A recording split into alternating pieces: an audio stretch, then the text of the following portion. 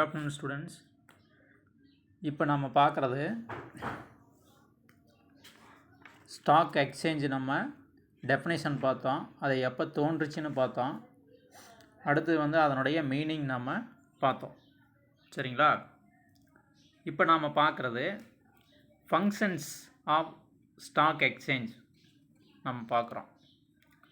இதில் ஃபங்க்ஷன்ஸு பார்த்தோம்னா பலவிதமான ஃபங்க்ஷன்ஸ் இந்த ஸ்டாக் எக்ஸ்சேஞ்சில் ரன்னிங் ஆகிட்டு இருக்குது. சரியா?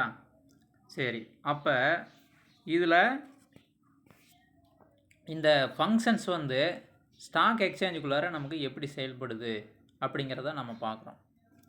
அதில் பாருங்கள், ஃபஸ்ட்டு பாயிண்டில் ரெடி அண்டு கண்டினியூஸ் மார்க்கெட் அப்படிங்கிறாங்க. அப்போ ரெடி அண்டு கண்டினியூஸ் மார்க்கெட் அப்படின்னா என்ன அப்படின்னு சொல்லி பார்த்தோம்னா, ஒரு ஷேர் ஹோல்டர் பார்த்தோம்னா இதில் ஷேர்ஸ் வாங்கி வச்சுருந்தாருன்னா அவர் தன்னுடைய பங்குகளை பார்த்தோம்னா ஷேர்ஸை எளிமையாக பார்த்தோம்னா அவர் விற்க முடியும். அதை தான் இங்கே நமக்கு சொல்கிறாங்க. அதுதான் ரெடி அண்டு கண்டினியூஸ் மார்க்கெட். அவர் எப்போ விரும்புகிறாரோ அப்போ விற்றுக்கலாம். அவ்வளோதான், சிம்பிளான வார்த்தை.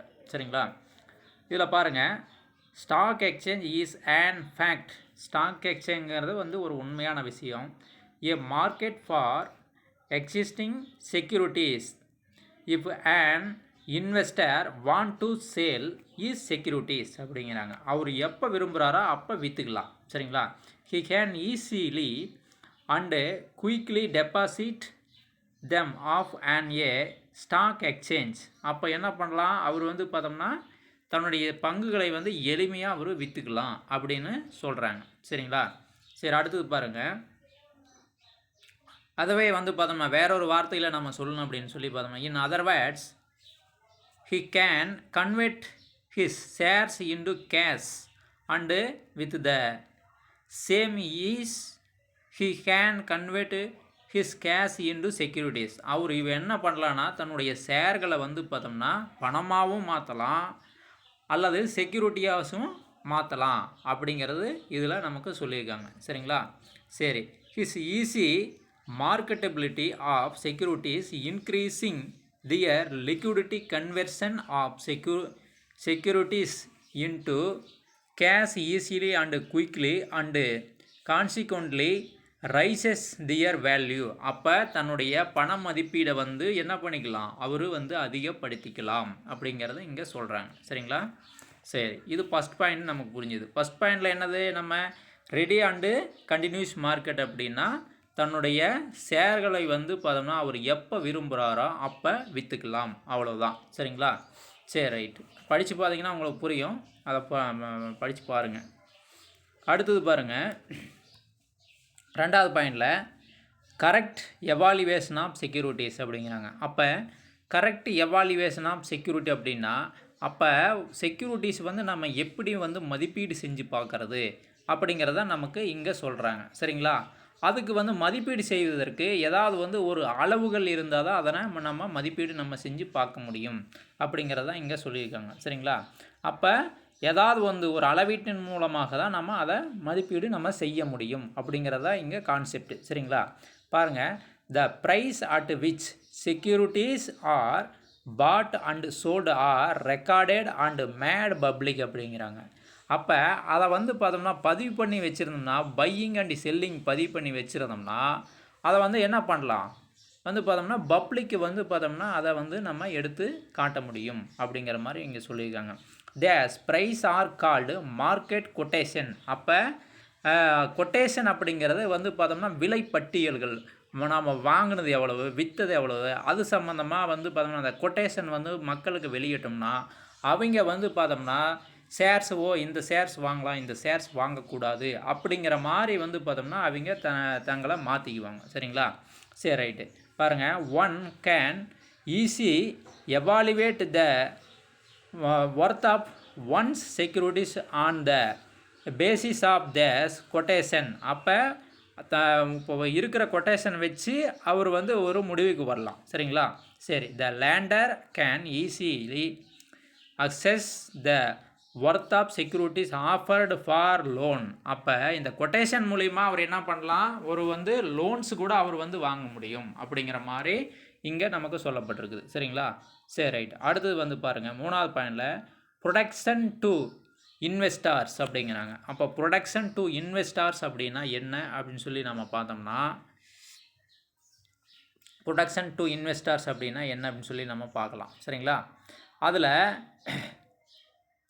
அதிக கமிஷன் வசூலிக்க முடியாத புரோக்கர்கள் அப்படின்னு நம்ம இங்கே சொல்கிறோம். அதாவது ப்ரொடக்ஷன் வந்து பார்த்தோம்னா இன்வெஸ்டர்ஸுக்கு வந்து பார்த்தோம்னா பாதுகாப்பு கொடுக்கணும் அப்படிங்கிறது தான் நமக்கு இந்த 3வது பாயிண்ட்டில் நமக்கு சொல்கிறாங்க. இதில் என்ன பாதுகாப்பு அப்படின்னு சொல்லி பார்த்தோம்னா, இப்போ நம்ம வந்து ஒரு ஷேர்ஸ் வாங்குகிறோம் விற்கிறோம் அப்படின்னா நம்ம யார்கிட்ட போய் வாங்குவோம் விற்போம் அப்படின்னு சொல்லி பார்த்தோம்னா, ஒரு ஷேர் மார்க்கெட்டில் தான் நம்ம போய் வாங்குவோம் விற்போம். சரிங்களா? அந்த இடத்துல வந்து பார்த்தோம்னா அவங்க என்ன பண்ணலாம், நம்மக்கிட்ட வந்து பார்த்தோம்னா அதிகப்படியான கமிஷன் அப்படிங்கிறது வந்து புரோக்கரேஜ் அப்படிங்கிறத வந்து நம்ம அதிகப்படியாக அவங்க எடுத்துக்குவாங்களா அப்படின்னு சொல்லி பார்த்தோம்னா இங்கே வந்து எடுக்க முடியாது. ஏன்னா இது வந்து பார்த்தோம்னா பாதுகாக்கப்பட்ட சந்தை, செபியினுடைய கண்ட்ரோலில் இருக்கக்கூடியதுனால வந்து பார்த்தோம்னா இது வந்து ஒரு பாதுகாப்பான முறை. அதனால் அதிகப்படியான வந்து புரோக்கரேஜ் அவங்க வந்து வசூலிக்க முடியாது. அப்படி வசூலித்தானா அவங்க தண்டனைக்கு உட்பட்டவர்கள் அப்படிங்கிற மாதிரி இங்கே நமக்கு சொல்லியிருக்கிறாங்க. சரிங்களா? சரி பாருங்கள், இங்கே அப்படியே தியரி பார்ப்போம்.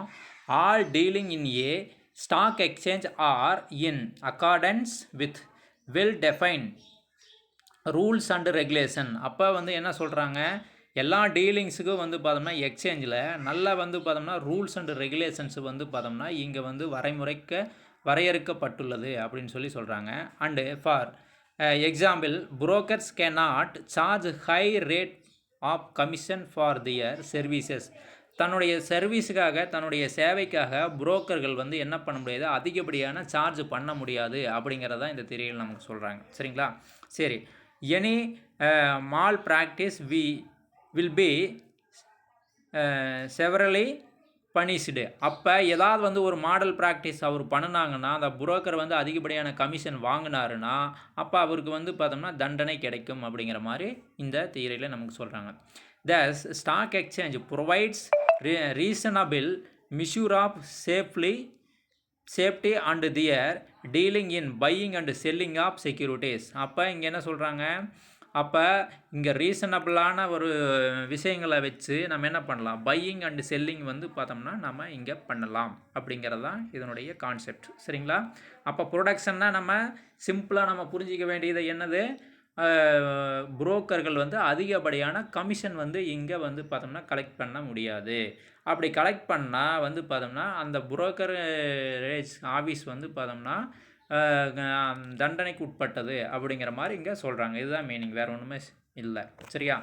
அடுத்தது பாருங்கள், the proper channelising of capital அப்படிங்கிறாங்க. இது வந்து பார்த்தோம்னா ப்ராப்பர் சேனலைசிங் ஆஃப் கேபிட்டல் அப்படின்னா இது வந்து பார்த்தோம்னா என்ன பண்ணியிருக்கிறாங்க, இதை வந்து சரியான முறையில் வந்து பகுத்து கொடுத்துருக்காங்க. அப்போ வந்து பிரித்து கொடுத்துருங்க. சேனலைசிங்னா டிவைட் பண்ணி கொடுக்குறத சேனலைசிங் அப்படிங்கிறாங்க. சரிங்களா? அப்போ இதை வந்து பார்த்தோம்னா நல்ல நிறுவனங்களை வந்து பார்த்தோம்னா வந்து நமக்கு அடையாளம் சொல்லி காட்டப்பட்டிருக்குது. அதாவது வந்து நிறையா நிறுவனங்கள் வந்து ஷேர்ஸ் வந்து பார்த்தோம்னா நிறையா நிறுவனங்கள் வந்து வச்சுருக்குறாங்க. அந்த நிறுவனங்களை கண்டுபிடிச்சி இந்தந்த நிறுவனங்களாம் நல்லா ரன்னிங் ஆகிக்கிட்டு இருக்குது அப்படிங்கிறத வந்து பார்த்தோம்னா நமக்கு வந்து பார்த்தோம்னா இந்த ஷேர் மார்க்கெட்டில் வந்து பார்த்தோம்னா நமக்கு அறிமுகம் செஞ்சு வைக்கிறாங்க. சரிங்களா? சரி, அது என்ன தியரி என்ன சொல்லியிருக்குன்னு சொல்லி பார்க்கலாம். People like to invest in the share of such companies which yield good profit அப்படிங்கிறாங்க. அப்போ வந்து மக்கள் வந்து பார்த்தோம்னா லைக் பண்ணுறாங்க. எதை லைக் பண்ணுறாங்க, அதாவது வந்து ஒரு நல்ல லாபத்தை வந்து பார்த்தோம்னா ஷேர்ஸில் வந்து பார்த்தோம்னா இன்வெஸ்ட்மெண்ட் பண்ணி அதிலிருந்து ஒரு நல்ல லாபத்தை எதிர்பார்க்குறாங்க அப்படிங்கிறதா, அதை தான் விரும்புகிறாங்க மக்கள். அதாவது வந்து என்ன மக்கள் விரும்புகிறாங்க, ஒரு நல்ல நிறுவனத்தில் வந்து பார்த்தோம்னா ஷேர்ஸை வந்து பார்த்தோம்னா வாங்கி அதன் மூலயமா ஒரு நல்ல லாபத்தை அடையிறது தான் மக்கள் விரும்புகிறாங்க அப்படிங்கிறத ஃபஸ்ட் லைனில் நமக்கு சொல்லியிருக்காங்க. 2வது லைனில் பாருங்கள், the saves of individuals are directed towards promising companies which declare good dividend. அப்போ வந்து பார்த்தோம்னா இங்கே என்ன பண்ணுறாங்க, நம்ம சேவிங்ஸ் பண்ணலாம். ஒவ்வொரு தனிப்பட்ட நபர்களும் என்ன பண்ணுறாங்க அப்படின்னு சொல்லி பார்த்தோம்னா ஒவ்வொரு கம்பெனிஸும் வந்து பார்த்தோம்னா ஒரு நல்ல டிவிடெண்ட்ஸ், அதாவது வந்து ஒரு நல்ல பங்காதாயத்தை வந்து நமக்கு கொடுக்குது அப்படிங்கிறத நமக்கு சொல்லியிருக்காங்க. அப்போ இந்த இடத்துல நமக்கு என்ன கிடைக்குதுங்க, ஒரு மக்கள் வந்து எதை விரும்புகிறாங்க, ஒரு நல்ல லாபத்தை அடைவதற்கு விரும்புகிறாங்க. அதே மாதிரி கம்பெனியிலிருந்து டிவிடெண்ட் பெறுவதற்காகவும் அவங்க வந்து பார்த்தோம்னா விரும்புகிறாங்க அப்படிங்கிறத இங்கே சொல்லியிருக்குது. சரிங்களா? Over a period of time, அதாவது வந்து ஒரு குறிப்பிட்ட டைமில் இது நடக்கணும் அப்படின்னு சொல்லி அவங்க எதிர்பார்ப்பாங்க. சரி, but for the stock exchanges their savings are likely to be wasted on the share of the unprofitable units. அப்போ வந்து பார்த்தோம்னா இவங்க என்ன பண்ணுறாங்க, அதாவது வந்து வேஸ்டேஜான வந்து பார்த்தோம்னா ஷேர்ஸை வந்து இவங்க வந்து லைக் பண்ண மாட்டாங்க, அன்ப்ராஃபிட்டபிளான யூனிட்ஸை வந்து பார்த்தோம்னா இவங்க எடுத்துக்க மாட்டாங்க அப்படிங்கிறத இங்கே நமக்கு சொல்கிறாங்க. சரிங்களா? சரி, ரைட்டு. இங்கே 3வது பாயிண்டில் 4வது பாயிண்டில் நமக்கு என்ன சொல்லியிருக்காங்க, ப்ராப்பர் சேனலைசிங் அப்படின்னா நல்ல நிறுவனங்களை வந்து அவங்க அடையாளம் காட்டுறாங்க. அந்த நிறுவனத்தில் நம்ம வந்து ஷேர்ஸ் வாங்கிக்கலாம். ஷேர்ஸ் வாங்கினதுனால நமக்கு நல்ல ப்ராஃபிட் நமக்கு கிடைக்கும். அதே மாதிரி அந்த நிறுவனத்திலேருந்து நமக்கு ஒரு குறிப்பிட்ட பீரியடில் ஒரு டைமிங்கில் வந்து பார்த்தோம்னா நமக்கு அந்த கம்பெனி லாபம் அடைஞ்சதுன்னா அந்த லாபத்திலிருந்து நமக்கு வந்து ஒரு நல்ல டிவிடெண்ட்ஸ் வந்து நமக்கு கொடுக்குறாங்க. சரிங்களா? ஓகே, இதுதான் வந்து பார்த்தோம்னா நமக்கு 4வது பாயிண்டில் சொல்லியிருக்குது. சரியா? சரி, அடுத்தது பார்க்கலாம். 5வது பாயிண்டில் பாருங்கள். 5வது பாயிண்டில் நமக்கு என்ன சொல்லியிருக்காங்க, எய்டு டு கேபிட்டல் ஃபார்மேஷன் அப்படிங்கிறாங்க. அப்போ இங்கே என்ன சொல்கிறாங்க அப்படின்னா, முதலீடு செய்வதற்கு இங்கே நமக்கு வந்து அவங்க தூண்டப்படுகிறது. அதாவது வந்து முதலீடு நாம் இந்த இதில் செய்யலாம் அப்படிங்கிறத பற்றி அவங்க நமக்கு வந்து ஒரு தூண்டுதல் பண்ணுற மாதிரி தான் இங்கே கான்செப்ட்டு. இது நம்ம என்னன்னு சொல்லி பார்ப்போம். சரிங்களா? The publicity which the stock exchange gives the various industrial securities and their price and the facilities provided by it for their purchase and sale induce people to save and invest அப்படிங்கிறாங்க. அப்போ public அவங்க என்ன பண்ணுறாங்க, ஒரு stock exchange market என்ன பண்ணுறாங்க அப்படின்னா பலவிதமான கம்பெனிகளினுடைய செக்யூரிட்டிஸ் வந்து பார்த்தோம்னா இவங்க வந்து காட்டுறாங்க. அதுவே வந்து பார்த்தோம்னா தன்னுடைய ப்ரைஸ் எவ்வளோ கொடுத்துருக்காங்க, எவ்வளோ வந்து போயிட்டுருக்கு, எவ்வளோ சேல் பண்ணுறாங்க அப்படிங்கிறமான விஷயங்களை வந்து பார்த்தோம்னா மக்களுக்கு கொடுப்பதனால் அப்போ இந்த மக்கள் வந்து என்ன பண்ணுறாங்க அப்படின்னா வந்து பார்த்தோம்னா ஷேர்ஸ் வாங்கிறதுக்கு வந்து விருப்பப்படுறாங்க. அப்போ வந்து பார்த்தோம்னா இந்த ப்ரைஸையெல்லாம் வந்து சர்ச் பண்ணி பார்த்துட்டு ஓ இது நல்லாயிருக்கு நம்ம வாங்கலாம் அப்படிங்கிற மாதிரி இந்த இடத்துல வந்து டிசைட் ஆகிறது வந்து பார்த்தோம்னா மக்கள் வந்து டிசைட் ஆகுறாங்க. இதன் மூலமாக வந்து பார்த்தோம்னா ஷேர்ஸுகள் வந்து வாங்கிறதுக்கு நம்ம மக்கள் வந்து விருப்பப்படுறாங்க. சரிங்களா? அதை தான் நமக்கு இங்கே சொல்லியிருக்காங்க. சரிங்களா? The price and the facilities provide by it for their purchase and sale induce people to save and invest. அப்போ வந்து பார்த்தோம்னா இவங்க வந்து பார்த்தோம்னா என்ன பண்ணுறாங்க, மக்கள் வந்து பார்த்தோம்னா வாங்கிறதுக்கு விற்கிறதுக்கு விருப்பம் ஏற்படுது அப்படின்னு சொல்லி இங்கே சொல்கிறாங்க. சரிங்களா? The stock exchange thus ensure a steadily flow of capital into industry and assist the industrial development. அப்போ இங்கே வந்து என்னதுங்க, இண்டஸ்ட்ரியல் டெவலப்மெண்ட் ஆகிறதுக்கு ஒரு உறுதுணையாகவும் இருக்குது அப்படிங்கிறத நமக்கு இங்கே சொல்லப்பட்டிருக்குது. இதனுடைய சிம்பிளான லாஜிக் என்னென்னா மக்களை வந்து பார்த்தோம்னா முதலீடு செய்வதற்கு தூண்டுவது. அது எப்படி தூண்டுவது, ஒரு நிறுவனத்தை பற்றி நல்ல செய்திகளை சொன்னோம்னா அந்த மக்கள் வந்து பார்த்தோம்னா அந்த பங்குகளை வாங்குவதற்கு வந்து பார்த்தோம்னா முன் வருவாங்க அப்படிங்கிறதா இந்த 5வது பாயிண்டில் நமக்கு சொல்லப்பட்டிருக்குது. சரிங்களா? சரி, ரைட்டு. அடுத்தது 6வது பாயிண்டில் நமக்கு பாருங்கள், த ஃபெசிலிட்டிஸ் ஃபார் ஸ்பெக்குலேஷன் அப்படிங்கிறாங்க. அப்போ ஸ்பெக்குலேஷன் அப்படின்னா என்ன அப்படின்னு சொல்லி பார்த்தோம்னா ஒரு குத்து மதிப்பான அடிப்படையில் வந்து பார்த்தோம்னா இதை வாங்கினா நமக்கு இவ்வளோ வரும், இதை விற்றோம்னா நமக்கு இவ்வளோ வரும் அப்படிங்கிறது வந்து பார்த்தோம்னா சரியான ஒரு கால்குலேஷன், அதாவது வந்து பார்த்தோம்னா ஒரு ஸ்ட்ராட்டஜி டெக்னாலஜி இல்லாத வந்து நம்ம நினச்சிக்கிறது அப்படிங்கிறதா வந்து பார்த்தோம்னா இந்த ஸ்பெக்குலேஷன் அப்படின்னு சொல்லி நம்ம சொல்லலாம். ஸ்பெக்குலேஷன் அப்படின்னா இது வந்து பார்த்தோம்னா ஒரு சூதாட்டம் மாதிரி. இப்போ வந்து பார்த்தோம்னா ஒரு கிரிக்கெட் விளையாடுறாங்க, அந்த கிரிக்கெட் விளையாடினா இன்றைக்கி மேட்ச் ஜெயிக்குது அதனால் நான் 500 கட்டுறேன், இல்லை இன்றைக்கி மேட்ச் தோக்குது அதனால் நான் வந்து 500 கட்டுறேன் அப்படிங்கிறது ஸ்பெக்குலேஷன். அதாவது வந்து யூகத்தினுடைய அடிப்படையில் வந்து பார்த்தோம்னா நம்ம பேசுகிறத ஸ்பெக்குலேஷன் அப்படின்னு சொல்லி நம்ம சொல்கிறோம். சரிங்களா? சரி, தீரை என்ன சொல்லியிருக்குன்னு பார்ப்போம்.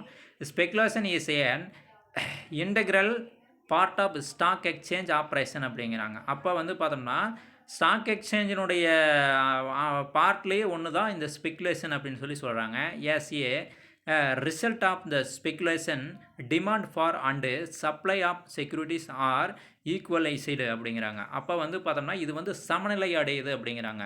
அப்போ சப்ளையும் செக்யூரிட்டிஸ் டிமாண்டும் சப்ளையும் வந்து பார்த்தோம்னா இங்கே வந்து பார்த்தோம்னா இந்த ஸ்பெகுலேஷன் மூலியமாக வந்து சமநிலை அடையுது அப்படிங்கிறத நமக்கு இங்கே சொல்லியிருக்காங்க. Similarly price movement are rendered smoothly. அப்போ வந்து ப்ரைஸ் வந்து பார்த்தோம்னா என்ன பண்ணுது, மூவ் ஆகுதுனால இதனுடைய வந்து ரெண்டரடு எப்படி இருக்குது, ஸ்மூத்தாக இருக்குது அப்படிங்கிற மாதிரி நமக்கு இங்கே சொல்லப்பட்டிருக்குது. சரிங்களா? அதை ஸ்பெகுலேஷனில் வந்து என்ன சொல்லியிருக்காங்க, டிமாண்டும் சப்ளையும் இது வந்து பார்த்தோம்னா ஸ்பெகுலேஷன் மூலமாக வந்து பார்த்தோம்னா என்ன ஆகுதுங்க, நமக்கு ஈக்குவலைசேஷன் ஆகுது அப்படின்னு சொல்கிறாங்க. சரிங்களா?